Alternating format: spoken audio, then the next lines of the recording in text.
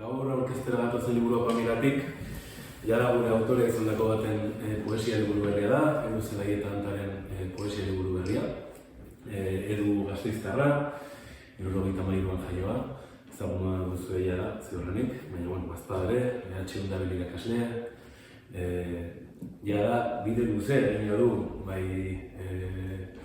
medioetan, poesia liburuetan, haur literaturaren landu du, itzulpena, Mugaldeko musika taldeko partaide ere bada, eta baditu eskuartean ere beste motako proiektu batzuk, orduan ezin esan zehazki bakarrik poeta dela, edota prosagilea, edota itzultzailea, baizik eta nahiko polifazitikoa dugu edo. Oso pozik gaude, gurekin hau hirugarren liburua delako berez, badauka beste poesia liburu bat,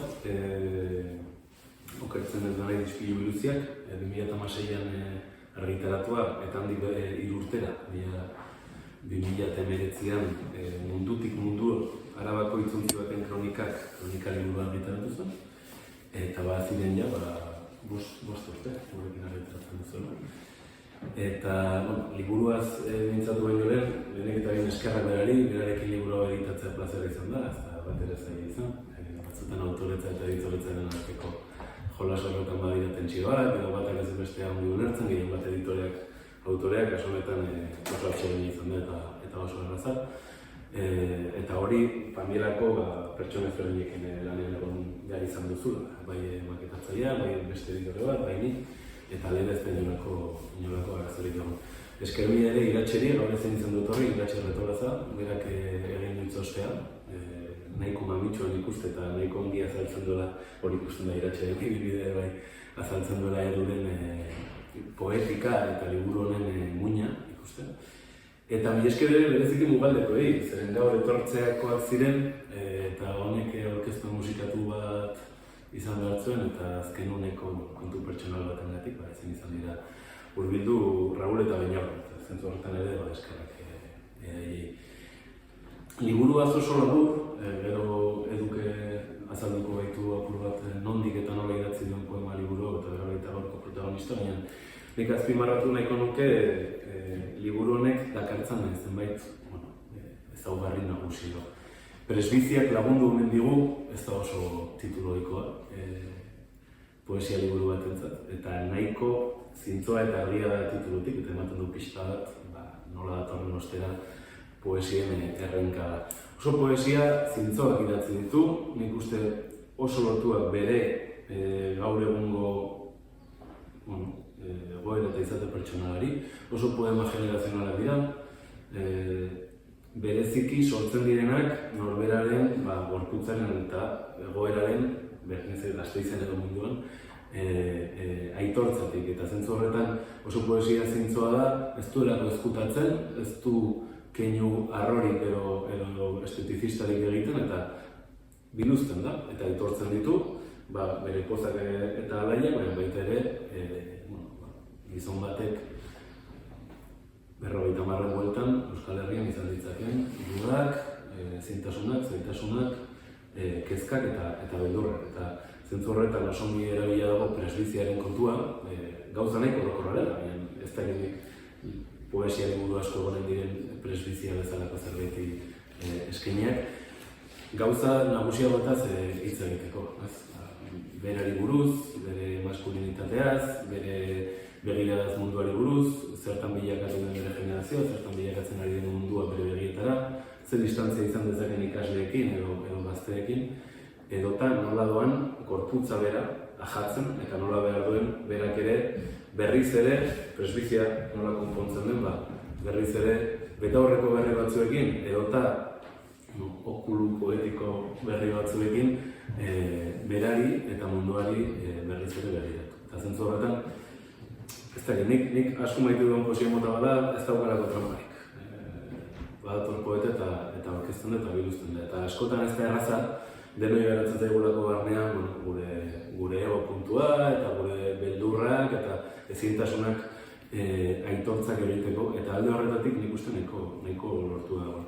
Badauka iratxek esaldi bat oso ederra, itzostean esaten du gorputz higatuaren aitortzatik datorrela poesia hau, eta amaitzen du esaten gorputzaren gramatika berri bat osatzera doan saiakera poetikoa dela Edurne.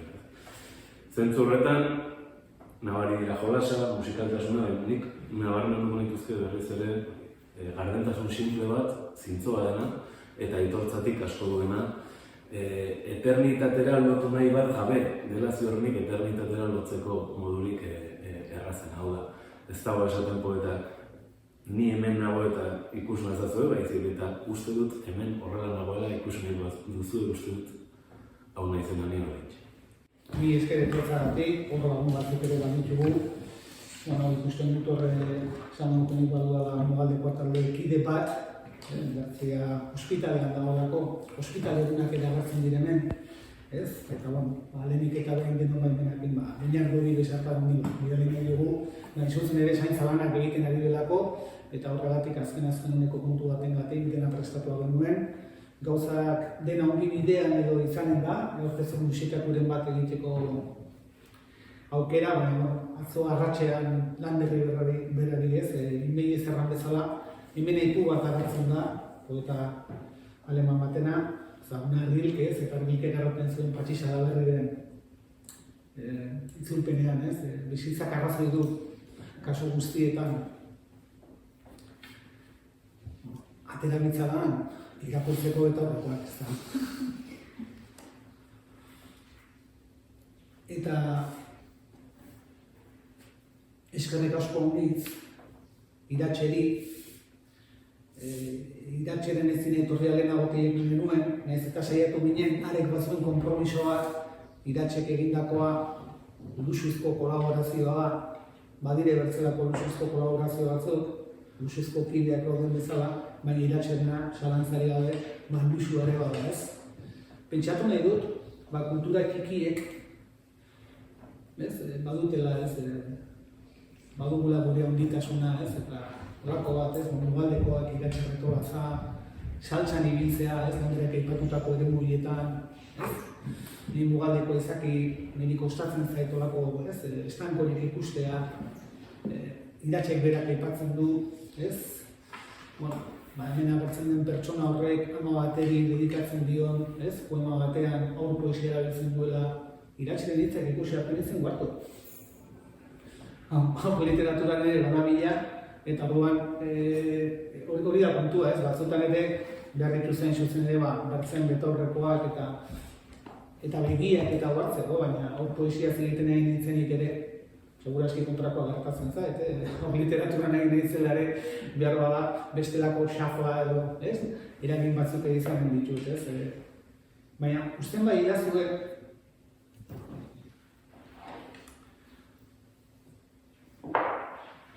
liburuak baditu, badu ohar bat, liburuaren hasieran, bide batez, familiako lagunei ere eskerrik asko, oso konten gelditu naiz, familiak nik uste tradizio oso politia duela ez, liburuen artefaktua bera zaintzeaz, edizioa, eta hori batzuk maite dugu, eta pentsatzen dut, literatura maite duenak ere, estetikoki oiektua berare maite duela ez. Beketen esanetan, hemen agerin beste hitzu bat, forma eduki da eta eduki da forma, ez? Oharra. Doala irakurri oharra intzinetik. Liburua idatzi dut, begiaren akatsetik. Bai? Eta orain, salto eginen du zuen baimenarekin, ondotik, poemak daude, 3 ataletan banaturik, lehenbizikoak izena duen zuzen ere presbiziak lagun omen digu. Gorputzetik abiatu nahi izan dut, lan derrek aipatu bezala, baina baita gogoari eta inguru garaiari erreparatzeko asmoz. Bigarrena da pluralaren, singulararen pluralak, barkatu. Eta hirugarrena da Estragonen denboran. Gero eman dizkizuet pista batzuk ez. Gero Iratxe Retolazaren zera ez, atala dator, hitzak, igatze eta urratze ertainak, izen hori eman dio Iratxek. Berak, igatzeak eta urratzeak eta ertainak, ez? Middle age was that. We don't know. Eta, Epilogoa. Besoak luzatzen hasi nintzenekoa.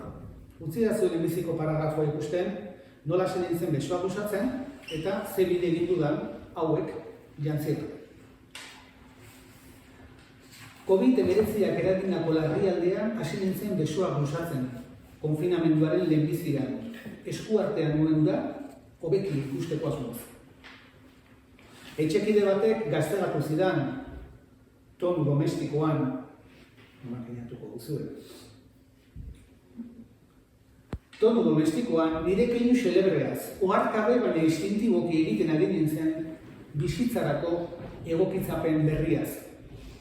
Hartara, denboratxo bat pasatuta eta osasun azterketa baten ondotik hurbilekoa ikusteko zailtasuna onartzen hasi nintzen. Eta nire lehen betaurrekoak edozen dituen hauek ez dira. Geroztik, jendaurreko zenbait distrakzio maniobra gorabera, presbiziadun ofiziala naiz. Orain badakizue, antiokoak behar ditut, hurbilen dudana egoki ikusteko. Presbizia oso gauza unibertsala da, baldin eta adin batera iritsi ezkero oroa. Hemen agertzen dira, pixkate, arakatze hori egine izan dut, ez? Eta agertzen dira zenbait pista, bukaerako epilogorretan, zenbait hiztegi akademikoak eta autorizatuk nola definitzen duten presbizia. Eta kuriosoa da, ze ondorio bat ateratzerik balego da, akademikoak eta autorizatuak diren hiztegiek ez datozela bat. Printzipioz bat ere politikoa zen, definizio baten inguruan. Dena politika da hori badakigu aspalditik ez da. Gero presbiziaitzaren etimologia hemen ez da deus ere aipatzen. Grezeratik dator, gauza honiz bezala, eta entzuzen ere berez zahartzabarekin lotua dago. Presbizia elementu unibertsala da, identifikatzailea, Elena Medelek, batez ere Espainian ezaguna den erustez oso poeta interesgarri batek,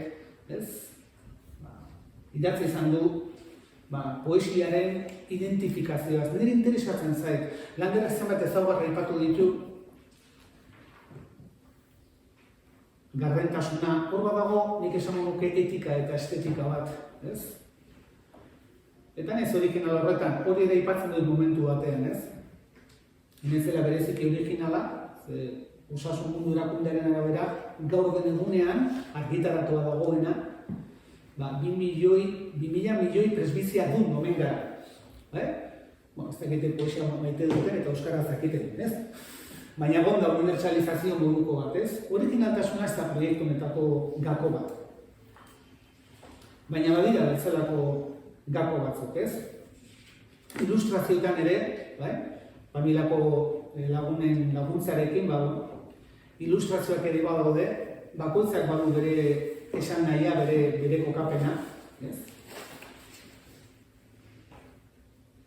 Eta zuen baimenarekin, irakurriko dizuet, ekitaldi honetako poema bakarra, Beñarrok eta Raulek, kantu bihurtutako amobaldekoak, QR modula sartu duguna bide batez, entzun gai ere baguzuena, eta beste zenbait lekutan, baina egin nahi izan dugu, zuzen ere oparitxo bat, ez? Eta familian onartu eta ala doa. Presbiziak lagun gomen digu. Perversar la distancia, que ha impulsado a la charla. Para vencer la distancia, que ha impuesto el azar. Mireia Calafell, catalana. Poema bakoitzak badu aipu bat, ahots jolasa egiteko. Zergatik eta, zuzen ere, inoiz baino beharra handiagoa sentitu dudalako, kolektiboa, jaso beharra.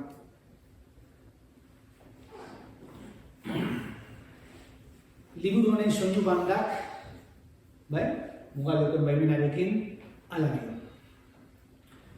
Presbiziak lagundu omen digu. Lauso dena argiago ikusten. Betiko ignorantzia zaharrek baituzte agerian biluzten.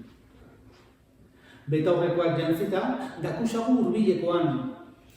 Bakoitzak aukeratzen du estrategia urteen delioan. nire aurpegi mehartu hau, zure haragi mamitsuak, denbora jainkoaren kontra, ero, diarbuten, erreputxuak. Lagundu omen digu presbiziak distantzia ongi kalkulatzen, oraingo ignorantzia berriek, gatxuzte, uharkabean, sartzen. Hau kantu baten barruan, musikaren hegalarekin eta alarekin topatuko duzue.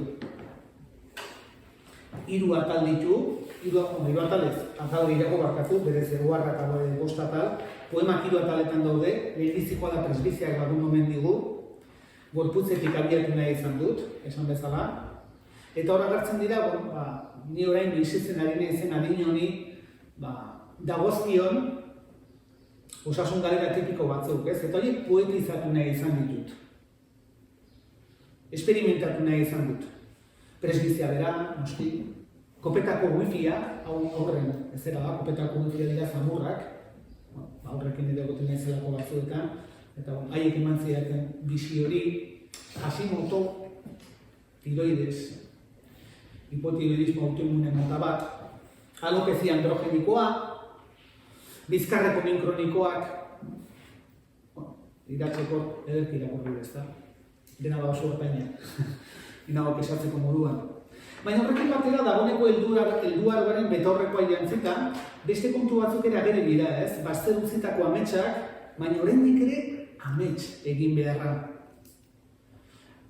Pausaren aldarria, itotzen gaituen lasterkrazian, adinaren botereak eta boterearen adinak. Edota esate baterako, libidola.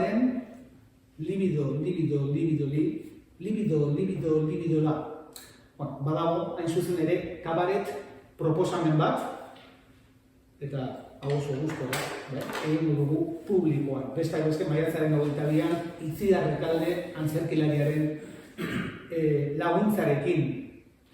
Bigarrena, singularraren pluralak, hurbiletik ikusitako betaurrekoekin,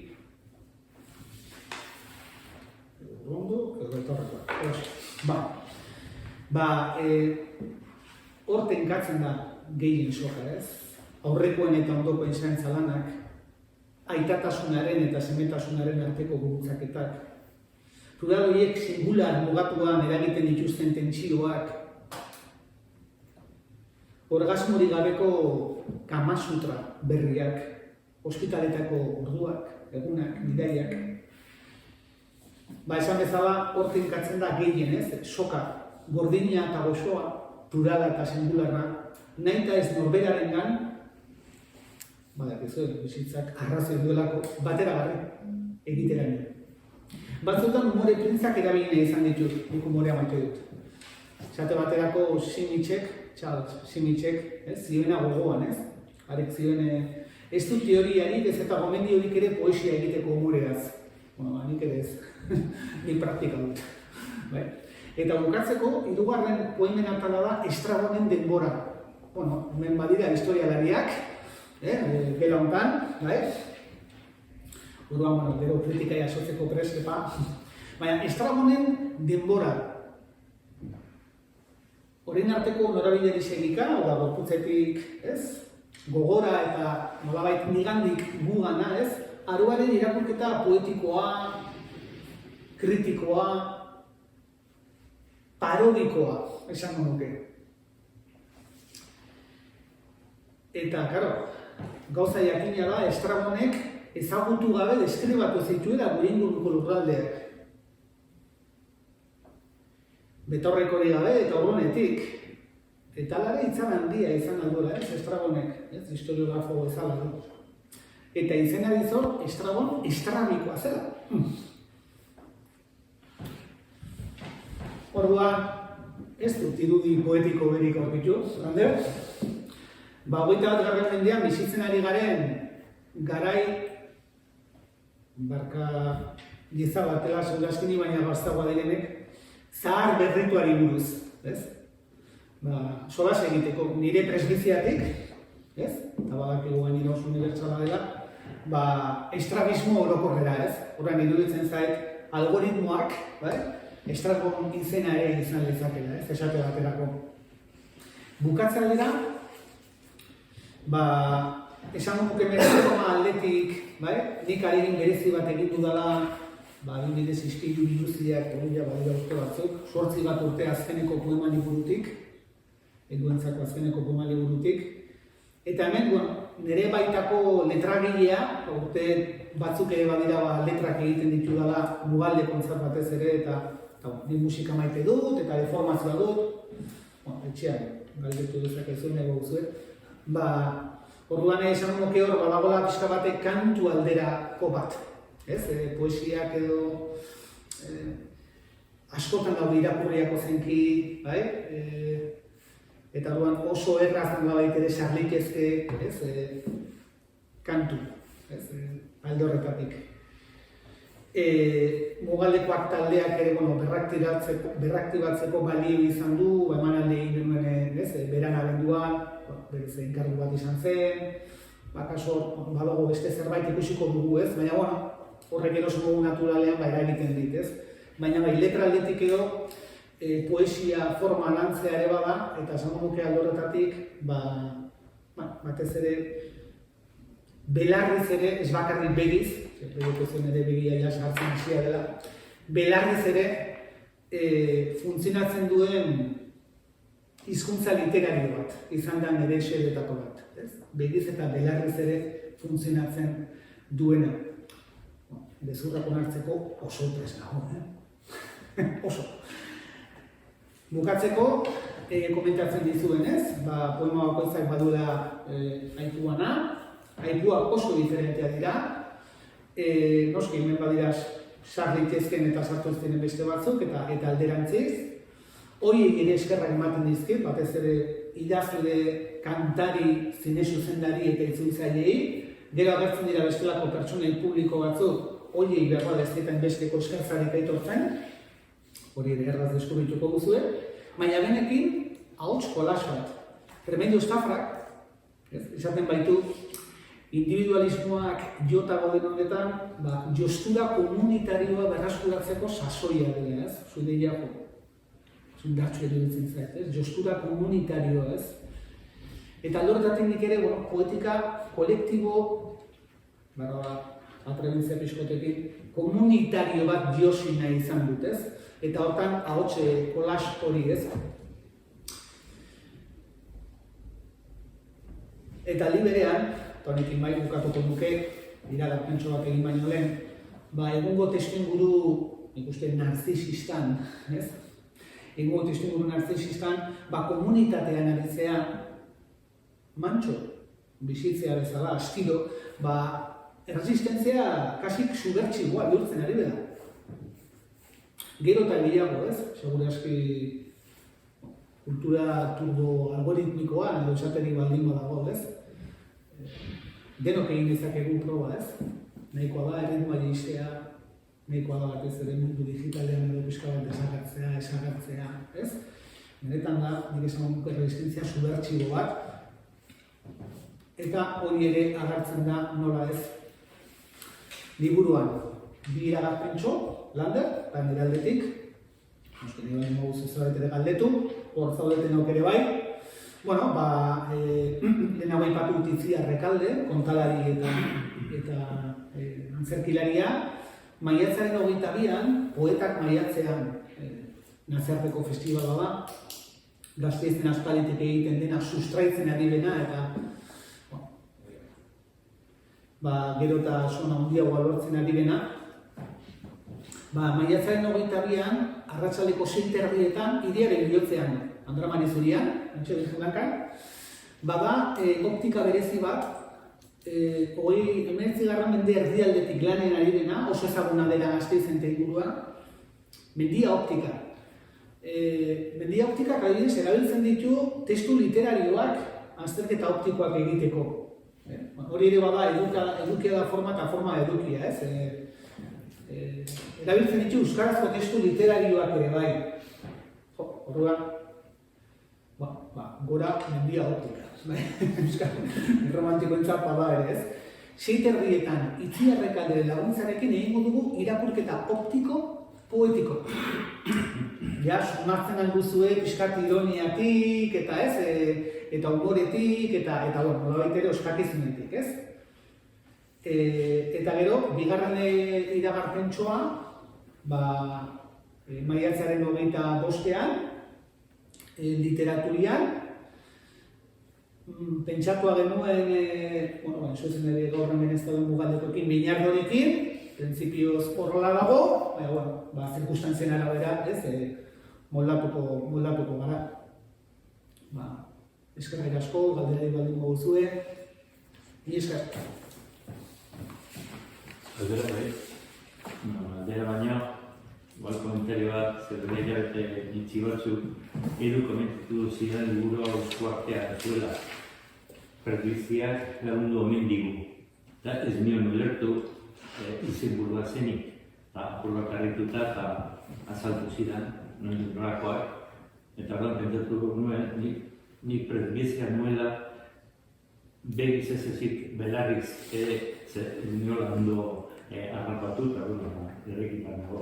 Prejuizia da, adinarekin ikasten den hitz bat. Hau da, betorreko beharrak dituzunean. Lehenago, ez dugu behar, beraz ez dugu erabiltzen.